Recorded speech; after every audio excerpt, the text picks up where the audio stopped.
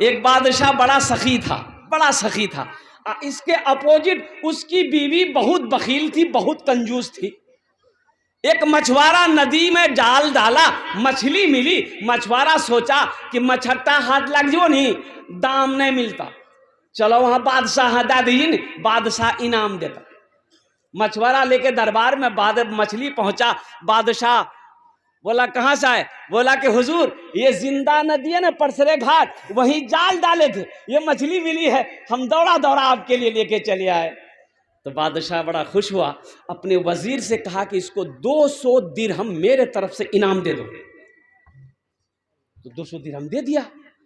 अब इसकी बीवी बोली तोरा बादशाह क्या बनल, तो दिमाग खराब जौन, इतना छोटो मछली 200 टका, हम माँ छोड़ने लो, टका वापस कर। तो बादशाह कह लगी कि मेरी बीवी तो दिमाग खराब जो, हमें बादशाह जिंदगी दी हुई चीज हम वापस नहीं लेते हैं, हम कैसे पैसा मांगेंगे, गरीब आदमी हो। बोला सुनो नहीं, पैसा वापस कर एक तरीका चाहे हम लोग। बोला कौन तरीका? तो बीवी कह लगी कि इससे पूछिए ये मछली मादा है कि नर है। अगर वो बोले नर है तो आप कहिएगा हमको नर मछली नहीं चाहिए, हमको मादा चाहिए। अब वो बोले कि मादा है तो आप बोलिएगा हमको मादा नहीं चाहिए, नर चाहिए, बस मछली लेके जाओ, पैसा वापस। तो ये बादशाह मजबूर हो गया, बीवी की बातों पे मजबूर हो गया। आखिर वो मछुआरे को बोला इधर आओ, ये बताओ ये मछली नर है कि मादा है? मछुआरा भी बड़ा चालाक था, बोला हुजूर ये मछली ना नर है ना मादा है, ये बीज वाली मछली है। तो बादशाह और खुश हो गया, बोला 200 दिरहम और इनाम दे दो इसको। कितना भी ली? 400 भाई ली। अब बीवी तो सर पकड़ के बैठ गई कि बताइए हम 200 लेने के चक्कर में थे, 200 और दे दिया। तो ये मछुआरा जाने लगा, सलाम किया, मालिक सलाम, बस जाने लगा आगे। तो दरबार में वो सिक्का गिरा हुआ था, 1 रुपया का सिक्का गिरा हुआ था। तो ये मछुआरा नजर पड़ गई, उठा के पॉकेट में रख लिया। तो इसकी बीवी की नजर पड़ गई, बीवी बोली ये देखिए बादशाह साहब कितना बड़का चोर है, इतना इनाम दिए सबर नहीं हुआ, वो देखिए चोरी भी कर रहा है, वापस कीजिए, जेल में डालिए, सब पैसा छीनिए। तो बादशाह बोला अच्छा ठीक है, इधर इधर काहे पैसा उठाया? तो मछुआरा बोला कि हुजूर इस पैसे में ना आपकी तस्वीर है, आपका फोटो है, रास्ते में गिरा हुआ था, कोई पैर दे देता तो बेअदबी ना होता, इसलिए उसको उठा के चूम के हम अपने पॉकेट में रख लिए। बादशाह खुश हो गया, बोला 200 दिरहम और इसको इनाम में दे दो। जुमे की नमाज में एक नौजवान गया जुमा पढ़ने, इमाम साहब तकरीर कर रहे थे, लोगों अपनी बीवी की कभी कभी तारीफ कर दिया करो, तारीफ करने में भी सवाब है, बीवी के तारीफ करने में भी, अरे बोलो ना भाई, बीवी के तारीफ करने में भी सवाब है। एक नौजवान जुमे की नमाज पढ़ा, घर आया, बीवी से बोला कि खाना आने, बीवी दस्तरखान बिछाई, खाना निकाला, तो सोचा कि बीवी की तारीफ करी दी थोड़ी। एक लुकमा खाया, बोला सुभान अल्लाह, दूसरा लुकमा खाया, बोला माशाअल्लाह, तीसरा लुकमा खाया, बोला कि अल्हम्दुलिल्लाह, चौथा लुकमा खेल के ये नौजवान बोले जी मुन्नी में की खाना बने ले, हमार तो मन करे जा थारी उठा खेल लीजिए। बीवी सुनते सुनते सुनते लिलकी बेलना, अब पीछू से एले मार के मथा में खटा, बोली कने मार ले हमरा? बी बोली हमर बिहार 20 साल भगला, आज तक ते हमर तारीफ नहीं कर रहा, आज खुद आग में घास हमर तीमान अनलान से तोर तारीफ नहीं थके जान, इतना बेलना मार मोर मथा के बाले उड़ा धोन को। नौजवानों कभी कभी अपनी बीवी की तारीफ कर दिया करो। एक नौजवान को देखे, बड़ा खूबसूरत बच्चा था, यहां भी पैंट फटी, यहां भी फटी, यहां भी फटी, अब पिछुओ फटला। तो हमने कहा कि रे बाबू दूसरा कपड़ा नहीं है? बोला हजरत ये तो स्टाइल है। क्या आग लगे ऐसी स्टाइल पे भाई? अरे कोई पैंट है, अल्लाह के रसूल जनाब मोहम्मद रसूलुल्लाह सल्लल्लाहु अलैहि वसल्लम, कपड़ा फट जाता, आप अपने हाथों से कपड़े को सी कर पहनते, तो पता ये चला कि कपड़ा अगर फट जाए तो कपड़े को सी कर पहनना नबी की सुन्नत है, और फटा हुआ कपड़ा पहनना ये नहूसत है। बेबरकती है। इसलिए मेरे नौजवानों, ये फटे हुए कपड़ा मत पहनो। अच्छा, अभी देखिएगा, और भी मैं बताऊं, अभी हमारा नौजवान तबका कहां जा रहा है, किधर जा रहा है। नशे में सबसे अव्वल मेरा नौजवान, बेनमाजी में सबसे पहला नाम मेरा नौजवानों का है। ताश खेलने में, जुआ खेलने में नंबर 1 पे हमारा नौजवान आएगा। शराब पीने में 1 नंबर में आएगा। झूठ बोलने में हमारा नौजवान 1 नंबर में आएगा। हम तो कहते हैं कि अगर नौजवान सुधर जाए तो सारा मोहल्ला सुधर जाए, हमारी कौम सुधर जाए अगर नौजवान सुधर जाए। तो इंशाल्लाह सुधरोगे? अरे सुधरेंगे इंशाल्लाह। कब? अल्हम्दुलिल्लाह। वाह भाई वाह। नौजवानों सुधर जाओ, नौजवानों होशियार हो जाओ, अपने ईमान को मजबूत बनाओ, ताकि लगे कि हाँ कोई मुसलमान है, लगे कि ये मुसलमान का अखलाक है, लगे कि मुसलमान का किरदार है। और मुसलमान की शान ये है कि मुसलमान जिस गली से गुजर जाए उसकी खुशबू बता दे कि इधर से कोई मुसलमान गुजरा।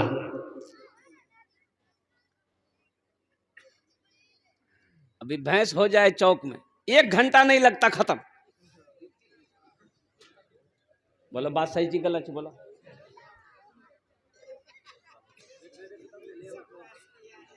ईमान में उलमा फरमाते हैं कि जब कोई मुसलमान शराब पीने के लिए बैठता है ना, शराब के गिलास को जैसे ही हाथ लगाया, होठ से लगाया, ईमान उसके जिस्म से निकल जाता है। ईमान निकल गया। तो जब मुसलमान है, ईमान निकल गया, तो अब वो क्या रहा? अरे बोलो भाई, काफिर रहा। और ऐसे ही हालत में, अच्छा वो ईमान जाता कहां है? तो उलमा फरमाते कि ईमान, वो जब शराब पीता है, ईमान उसके सर के ऊपर में चक्कर लगाता रहता है उस वक्त तक, जब तक कि ये नशे से बच ना जाए, बाहर ना आ जाए, तब तक ईमान दाखिल नहीं होता। और ऐसी हालत में अगर मौत हो जाए, तब अगर शराब पीते हुए मौत आ जाए, तब कौन सी मौत होगी? इसलिए मेरे बच्चों, अभी एक नशा और चला हुआ है इसमें। अरे कौन नशा है? सनफेक। सनफेक जी की दिल फेंक जी हो। सल्फिक्स। अच्छा, क्या क्या नशा है। मैं तो सुनता हूं तो बड़ा अफसोस होता है कि हमारा नौजवान कहां चला गया, हमारा बच्चा कहां जा रहा है, हमारा नौजवान कहां जा रहा है, हमारा बच्चा क्यों बिगड़ रहा है। ए मुसलमानों, नौजवान तो एक वो भी है, एक नौजवान वो भी थे, खालिद बिन वलीद रदी अल्लाह ताला अन्हु। नौजवान को देखना चाहते हो? हो बड़े बड़े शहरों में जाकर देखो, कलकत्ता में जाकर देखो, मुंबई में जाकर देखो, कानपुर में जाकर देखो, लड़का खूबसूरत है लेकिन हर लड़के के सर पे टोपी नजर आएगी। बोलो आप लोगों ने देखा होगा, पहचान में आ जाएगा कि भाई ये मुसलमानों की बस्ती है, ये मुसलमानों का मोहल्ला है, ये मुसलमान की दुकान है। अल्हम्दुलिल्लाह सुम्मा अल्हम्दुलिल्लाह। अल्लाह कभी दे के आजमाता है, अल्लाह कभी लेके आजमाता है। इन सब कामों में हम लोग सबसे पीछे। अभी देखिए, ए बाबू, एक वादा करो, जब तक मेरा बयान होगा कोई जाना आना नहीं करेगा। अरे कोई जाएगा? यही लग ले। एक जगह तकरीर कर दे, एक नौजवान खड़ा हुआ, मैंने कहा क्या हुआ? बोले हाय अंकल बैठो। 10 मिनट के बाद फिर खड़ा हुआ, हमने कहा कने बेचे ने? वो मुझे साहब बहुत जोर हौसला लगा। अंकल बैठो, नौजवान हो, बर्दाश्त करो, बर्दाश्त करो, नौजवान हो। अभी का नौजवान तो पोल्ट्री मुर्गी है। मैंने कहा बैठो, वो बैठ गया। बैठ गया, इत्मीनान से बैठ गया। कुछ देर के बाद मेरी तकरीर खत्म हुई, नजर पड़ी तो हमने कहा कि बेटा जो बोली नहीं जो तो हमने कहा कि कहे नहीं जाएगा। तो नौजवान बोली की करल जो जे करल जे हिलानी है भाग लीजिए, अब जामे की जरूरत नहीं है, ते तकरीर करा हमें तो तकरीर सुनवा। नौजवान हमारा कहाँ जा रहा, किस रास्ते पे जा रहा। हालांकि मौजू मेरा ये नहीं है,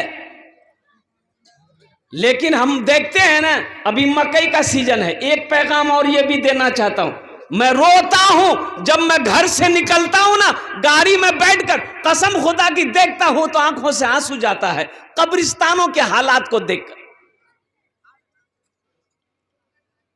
कब्रिस्तान मकई सुखाने की जगह है, कब्रिस्तान में गौरू बांधने की जगह है, कब्रिस्तान बकरी बांधने की जगह है।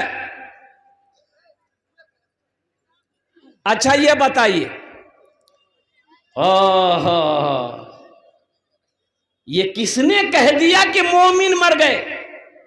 ये किसने कह दिया कि मोमिन मर गए? अरे वो कैद से छूटे अपने घर गए, कैद से छूटे, अरे बोलो ना भाई, कैद से छूटे अपने घर गए। ये किसने कह दिया कि मोमिन मर गए? अरे वो कैद से छूटे अपने घर गए। दुनिया कैद खाना है मुसलमानों के लिए, दुनिया कैद खाना है, ये दुनिया मुसलमानों के लिए जेल है। इसलिए अल्लाह ने कह दिया दुनिया में तकलीफ होगी, परेशानी होगी, मुसीबत आएगी, लेकिन गम ना करना, हम उसे दूर भी कर देंगे। सब्र करना, सब्र करने वालों के साथ हम हैं। अब बताइए, एक सहाबी हैं, कब्रिस्तान में मिट्टी देने गए, कोई सहाबा इंतकाल किए थे तो अल्लाह के रसूल भी कब्रिस्तान गए। तो एक सहाबी ने अभी तजीज़ो तकफीन में लेट था, कब्र में डालना है, बांस बत्ती हाबी जाबी करना है, अभी टाइम है। तो एक सहाबी ना ये कब्र थी, कब्र में टेक लगा के बैठ गए, कब्रिस्ताने में टेक लगा के बैठ गए। अल्लाह के रसूल की नजर पड़ गई, आपने फरमाया क्या कर रहा है, टेक क्यों लगाया? कहा कि रसूलल्लाह इससे क्या फर्क पड़ेगा? तो अल्लाह के नबी ने इरशाद फरमाया, क्या तुम एक जिंदा आदमी के जिस्म पर टेक लगाकर बैठोगे, उससे तकलीफ होगी कि नहीं? कहा कि या रसूलल्लाह उससे तकलीफ होगी। तो जनाब मोहम्मद रसूलुल्लाह सल्लल्लाहु अलैहि वसल्लम ने इरशाद फरमाया, जिस तरीके से जिंदा आदमी के जिस्म पर टेक लगाकर बैठोगे उसको तकलीफ होगी, वैसे ही इसके कब्र में टेक लगाकर बैठोगे, कब्र में उसको तकलीफ होगी। यहाँ कब्रिस्तान में थ्रेसर चलाया जा रहा है। मछट्टा कब्रिस्तान, जैसे ही मछट्टा बाजार से निकलते हैं वो कब्रिस्तान में देखते हैं थ्रेसर, ट्रैक्टर वहां मौजूद है, थ्रेसर वहां पर मौजूद है। और हमारा अल्हम्दुलिल्लाह सुम्मा अल्हम्दुलिल्लाह, हमारा कोचली का भी कब्रिस्तान किसी से पीछे नहीं है, वो भी फर्स्ट करेगा। अब भतौरिया का कब्रिस्तान, बताओ मुसलमानों, क्या जगह नहीं है? भाई कब्रिस्तान, एक बात याद रखिएगा और देखिएगा, हमारे कब्रिस्तान में हम लोगों के ये देखने को यही इलाका मिलता है, मछट्टा हो, भतौरिया हो, कोचली हो, रमनी हो, या जो अपने इर्द गिर्द इसी इलाके में, और आपको ये बेहुरमती कहीं नजर नहीं आएगी। पूरे इंडिया में घूमता हूं मैं, पूरे इंडिया घूमता हूं अल्हम्दुलिल्लाह सुम्मा अल्हम्दुलिल्लाह, कहीं पर कब्रिस्तान की बेहुरमती मैं नहीं देखता जितनी बेहुरमती हम लोग अपने कब्रिस्तानों की करते हैं। अल्लाह पूछेगा कि नहीं पूछेगा? अल्लाह को क्या जवाब दो? अच्छा दूसरी बात, ए बाबू बैठ जाओ, बैठो। एक दूसरी बात, गाय कब्रिस्तान में हम लोग ठोक देते हैं, गाय कब्रिस्तान में हम लोग बांध देते हैं, तो गाय पेशाब करती है कि नहीं करती भाई? अरे बोलो नहीं हो कि थैली लगा दी जाओ। कब्रिस्तान में गाय पेशाब किया, गाय पेशाब की, बैल पेशाब की, भैंस पेशाब किया कब्रिस्तान में। अब वो पेशाब, अच्छा बताओ, गाय है इतना मुत्ती, वो जितना बड़ा जानवर जी उतना मुत्ते। अब वो पेशाब किया, वो पेशाब कहां जाएगा? अरे जमीन के नीचे जाएगा ना। तो वहां कब्र थी मेरे दादा की, तो पेशाब के ग्रो मोम जी थी, दादो दुनिया में तोरा दूध नहीं पिलावा सकलोन, ते मरी गिला, गैगरा मुंह पिया।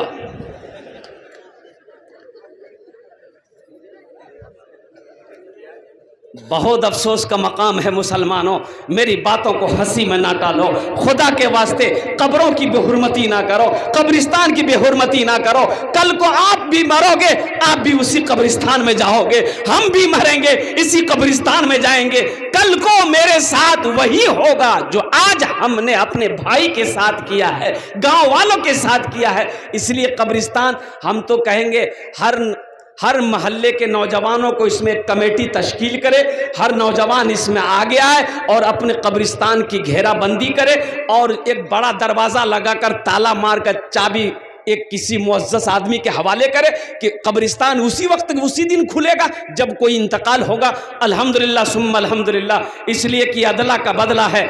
आज हम दूसरों के साथ करे रहे हैं, कल कोई मेरे साथ करेगा। इंशाअल्लाह कब्रों की भी हुर्मती से बचेंगे। हाथ उठाओ इंशाअल्लाह। अल्हम्दुलिल्लाह अल्हम्दुलिल्लाह, ये पैगाम था मेरे भाई मेरे नौजवानों। मैं अल्हम्दुलिल्लाह, हालांकि जलसे के सीजन में मैं यही रहता हूँ और साल में ये समझ लिए कि 11 महीना मेरा प्रोग्राम होता है। बिहार में इर्द गिर्द में, झारखंड में जहाँ प्रोग्राम होता है यहीं से करते हैं। बाकी उड़ीसा हुआ, छत्तीसगढ़ हुआ, यूपी, लखनऊ, दिल्ली, कानपुर होता है तो कलकत्ता से जाना आना होता है। लेकिन अल्हम्दुलिल्लाह सुम्मा अल्हम्दुलिल्लाह, मैं जब भी जाता हूँ इस रास्ते से, इलाके से नज़रें रहती है। बड़ा अफसोस होता है कि कब्रिस्तान आखिरत का घर है। ये कब्रिस्तान अल्लाह अकबर कबीरा, ना जाने कितने लोग इस कब्रिस्तान में सोए हुए हैं। इसलिए शायर कहता है, ये किसने कह दिया कि मोमिन मर गए, ये किसने कह दिया कि मोमिन मर गए। अरे कैद से छूटे वो अपने घर गए, वो अपने घर गए, वो अपने घर में आराम कर रहे हैं, वो अपने घर में सो रहे हैं। इसलिए कब्रों की बेहुरमती ना करना, कब्रिस्तान की बेहुरमती ना करना। अल्लाह तौफीक दे, कब्रिस्तान जाया करो। और जब कब्रिस्तान जाया करो तो कब्र वालों के लिए फातिहा पढ़ो, दुआ करो, बख्शिश व मगफिरत की दुआ करो। कब्रिस्तान जाने का हुक्म है, अल्लाह के रसूल ने इरशाद फरमाया कब्रिस्तान जाया करो, इससे तुम्हें मौत याद आएगी, गुनाहों से बचोगे। और जब कब्रिस्तान जाओ तो मरने वालों के हक में दुआ करो, दुआ करो। और एक हदीस और सुना दूं। बताया गया कि बाप मर गया, बाप मर इंतकाल कर गया, बेटा कब्रिस्तान गया दुआ करने के लिए। तो सुनो, मरने वालों के कब्र में जाओगे ना, उनको उनसियत होती है। वो बड़ा खुश होता है कि मेरा बेटा आया है, मेरा बेटा आया है। माँ के कब्र में जाओगे, माँ कहेगी मेरा बेटा आया है, मेरा पोता आया है, मेरा नवासा आया है। एक बार याद, बाप मर गया, बाप मर गया, बाप मर गया, फिर 1 महीने के बाद चचा मरा, या 2 महीने, साल भर के बाद चचा मर गया। तो सुनो, अब वो बाप वहां इंतजार कर रहा है, ये चचा जो मरा है, ये मरने के बाद कुर्बान जाओ, वो आपस में मिलते हैं, वहां कब्र में मिलते हैं। बड़ा भाई छोटे भाई से मिला, आज जो इंतकाल हुआ छोटा भाई, तो बड़े भाई पूछते हैं कि दुनिया चला, घरों में सब है ठीक? बोला हाँ सब कुछ ठीक। फुदकी की मैच है ठीक? बोले हाँ सब कुछ ठीक। और सुनो, ये भी हदीस है, ये भी हदीस है, अगर मरने वाला आज मरा है और मुलाकात हुई बड़े भाई से, उससे पूछता है कि अब्दुल्ला साहब कैसे हैं? बोले हो देखो, वो तो 2 महीना हमरा से पहले मर ली, नहीं लौन। बोले नहीं, हमसे मुलाकात नहीं है। तो कहते कि हो ना हो, अज़ाब कब्र में वो मुब्तला हो गया है, इसलिए उनकी हमसे मुलाकात नहीं हुई है। इसलिए मोमिनो, ये किसने कह दिया कि मोमिन मर गए? अरे कैद से छूटे वो अपने घर गए, आखिरत का घर है। कब्र आखिरत की मंजिलों में से पहली मंजिल है, इसलिए कब्रिस्तानों की बेहुरमती नहीं होना चाहिए। कब्रों का एहतराम करो। अल्हम्दुलिल्लाह, कब्रिस्तान जाओ, दुआ करो, दुआ करो, बख्शिश व मग़फ़िरत की दुआ करो। अल्हम्दुलिल्लाह सुम्मा अल्हम्दुलिल्लाह, ये पैगाम थे जो मैंने अब तक आप लोगों के कानों तक पहुँचाया है। अल्लाह पाक हमें सुनने से ज़्यादा अमल की तौफीक अता फरमा दे, आमीन बोले अल्हम्दुलिल्लाह। आदत के मुताबिक मैंने शेर सुनाया कहाँ, तो आपकी इजाज़त हो तो एक मतला एक शेर सुना दूँ? अरे सुना दें, देखा 24 मिनट भागलिस, 24 6 30 30 6 36, 36 मिनट बाकी है, मेरा टाइम पूरा हो जाएगा। और चिंता मत कीजिए, मीटर मेरा चल रहा है, लिफाफा तैयार जीवान। जिंदगी मेरी गुजरे, जिंदगी मेरी गुजरे, या खुदा मदीने में, या खुदा मदीने में। अरे आमीन तो बोले दो। सुभान अल्लाह, वो देखो बोलीजिए सुभान अल्लाह। आज एक पते नहीं जी कहाँ सुभान अल्लाह बोलना जी, कहाँ आमीन बोलना जी। माथा में दर्द जी तो टेबलेट खबा के गर्दने काटी फिकी हो की बोलवेन। अरे बोलो ना की बोलवेन, आमीन। क्या बोलना है? जिंदगी मेरी गुजरे, या खुदा मदीने में, या खुदा मदीने में। जिंदगी मेरी गुजरे, या खुदा मदीने में, या खुदा मदीने में। मौत भी मेरी लिख दे, मौत भी मेरी लिख दे, या खुदा मदीने में। मौत भी मेरी लिख दे, या खुदा मदीने में। कौन कौन मदीना जाएंगे? हाथ उठाएं इंशाल्लाह। 5 लाख टका खर्चा कर लगा। हाँ तो है अल्हम्दुलिल्लाह सुम्मा अल्हम्दुलिल्लाह। इसलिए कि अभी हज करना थोड़ा सा महंगा हो गया है, लेकिन कुर्बान जाइए 4 साढ़े 4 लाख रुपए लग जाते। अल्हम्दुलिल्लाह सुम्मा अल्हम्दुलिल्लाह। लेकिन उम्रा सस्ता है, 80,000 से लेके 1 लाख रुपए खर्च करोगे, अल्हम्दुलिल्लाह सुम्मा अल्हम्दुलिल्लाह उम्रा हो जाएगा, उम्रा हो जाएगा, उम्रा हो जाएगा। 80,000 का भी पैकेज है, 70,000 का भी पैकेज है। लास्ट 70,000, 70,000 से 1 लाख खर्च करोगे, अल्हम्दुलिल्लाह मक्का घूम आ जाओगे, मदीना घूम कर आ जाओगे। लेकिन अगर हज करने जाएंगे तो कम से कम 4 लाख रुपए खर्च करने होंगे। कितने लोग हज नहीं करते? कितने लोग हज नहीं करते? हमारे इलाके में कम से कम जमींदार लोग नहीं है। हमारे इलाके में जमींदारों की कमी नहीं है। अल्लाह ने दौलत दिया, अल्लाह ने जमीन का मालिक बनाया, अल्लाह ने सोने का मालिक बनाया, अल्लाह ने चांदी का मालिक बनाया। उनके बावजूद भी सिर्फ कंजूसी की वजह से हज नहीं कर रहा, मर गया बगैर हज किए हुए। हजारों बीघा जमीन का मालिक हमारे इलाके का मर गया, हज नहीं किया। और ये भी हदीस सुन लीजिए आप, जिसको अल्लाह ने दौलत दिया, हज क्या है? फर्ज है। किसके ऊपर में? गरीब के ऊपर में नहीं। गरीब पर हज नहीं है। अमीर मालदार जो है उसके ऊपर में हज फर्ज है।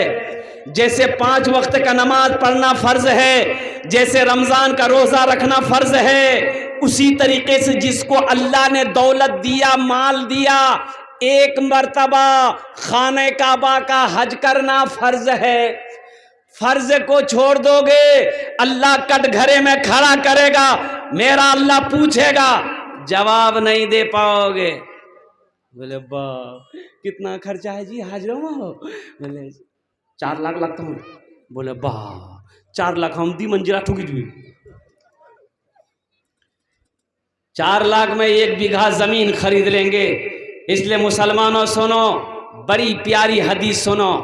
अल्लाह के रसूल ने इरशाद फरमाया, अल्लाह ने जिसको दौलत दिया उसके ऊपर में हज फर्ज था, हज नहीं किया। क्यों नहीं किया? सिर्फ बखीली की वजह से हज नहीं किया, मर गया। क्या वो मुसलमान की मौत मरा? अरे बोलो भाई, अरे बोलो भाई। नमाजी था, नमाजी था, मुसलमान की मौत मरा। रमजान का रोजा रखता था, मुसलमान की मौत मरा। लेकिन नहीं, सुनो, अल्लाह के रसूल ने इरशाद फरमाया, जिसको अल्लाह ने दौलत दिया, जिसको अल्लाह ने माल दिया, सिर्फ बखीली की वजह से हज नहीं किया, मर गया, तो वो मुसलमानों की मौत नहीं मरा, वो तो या यहूदी होके मरा या तो नसरानी होकर मरा। पहली फुर्सत में मेरे भाइयों, अल्लाह अगर दौलत दिया है, अगर अल्लाह ने माल दिया है, और आपको मैं अभी बता दूं, बखील बखील बखील के 4 किस्म हैं। बखील जन्नत में नहीं जाएगा। बखील जन्नत में, अरे बोला नहीं आप? अच्छा, बखील जानते हैं, बखील के 4 क्वालिटी हैं। नंबर 1 बखील, कितना बिली? अरे बोला नहीं हो? कंजर, कंजूस, मक्खी चूस। 4 क्वालिटी है, बखील, कंजर, कंजूस, मक्खी चूस। ये जन्नत में, अरे बोलो भाई जन्नत में, लेकिन नमाजी है जन्नत में नहीं जाएगा। रोजा रखने वाला है जन्नत में नहीं जाएगा। कुरान पढ़ने वाला है जन्नत में नहीं जाएगा। क्यों नहीं जाएगा? सिर्फ बखीली की वजह से नहीं जाएगा, कंजूसी की वजह से नहीं जाएगा। इसलिए मुसलमानों, मेरा अल्लाह सखी है, सखावत को पसंद करता है। मेरा अल्लाह सखी है, सखावत को पसंद करता है। और जो मुसलमान होगा वो सखी होता है। मुसलमान खुद नहीं खाएगा, दूसरों को खिला देगा। ये मुसलमान की पहचान है भाई। खुद नहीं खाएगा, खुद भूखा रह जाएगा, लेकिन दूसरे को भूखा बर्दाश्त नहीं करेगा। भूखे को खाना खिला देगा, खुद प्यासा तो रह जाएगा, लेकिन दूसरे को पानी पिला देगा। ये मुसलमानों की शान है। इंशाअल्लाह सखी बनेंगे। कितने लोग बनेंगे? अच्छा देखिएगा, ये बात भी मैं आपको बता दूं। अब ज्यादा वक्त है नहीं कि मैं और तकरीर में करूं। जो सखी है, जो शुरू से अल्लाह के रास्ते में खर्च करके आया है, वो खर्च करेगा, उसका हाथ नहीं रुकेगा। जो किसी को खिला के आया है वो हमेशा खिलाएगा। वो चाहे कर्जा लेना पड़े, वो कर्जा उठाकर भी दूसरे को खाना खिला देगा, दूसरे को मदद कर देगा, मदरसा मस्जिद में चंदा देगा, इसलिए कि उसकी आदत है, वो देगा। आज जो बखील है ना, ये तकरीर सुनाइए मत, ये तकरीर खिला के उसको उल्टा दिए, 1 टका नहीं देगा वो। देगा?